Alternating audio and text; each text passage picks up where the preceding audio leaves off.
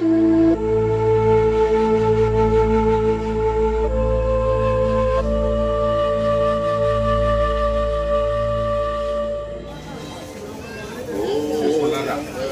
వినాయకుడికి వాహనంగా ఎవరు ఉన్నారు చూడండి.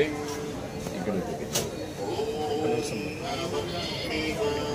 చూపించండి. వినాయకుడికి వాహనంగా ఇక్కడ నందీశ్వరు ఉంటారు. ఎక్కడన్నా చూసుంటారా? ఈ ప్రపంచంలో లేదండి, వరల్డ్లో ఎక్కడ లేదండి, ఇక్కడ మాత్రమే ఉంటారు. వినాయకుడికి వాహనంగా నందీశ్వరు ఉండేది. ఈ నందీశ్వరం స్వయంభూమూర్తి అండి. నందీశ్వరం స్వయంభూమూర్తిగా వచ్చినారంటే లోపల వచ్చింది ఎవరండి? శివయ్య వచ్చింటారు, రూపం వినాయక రూపంలో. వీళ్ళిద్దరం పెట్టి స్థాపనం జరిగేటప్పుడు సెంటర్ ఉండే వినాయకుడికి ఈ చెవు లెఫ్ట్ సైడ్ చెవు కొద్దిగా ఇరిగింది. భిన్నమైతే పెట్టకూడదు. పెట్టిన తర్వాత స్థాపనం అయిన తర్వాత జరిగిన వాళ్ళ ఎత్తకూడదు. ఏం చేస్తాం? పక్కన ఇంకొక వినాయకుడు పెట్టి లోపల చూపించారు. పక్కన ఇంకొక వినాయకుడు పెట్టి ఇద్దరు వినాయకుడిగా పేరు పెట్టినారు. ఒకరైతే గణపతి, ఇద్దరు అయితే మహాగణపతి, శక్తి గణపతి, సాక్షి గణపతి, సిద్ధి బుద్ధి గణపతి అంటారు.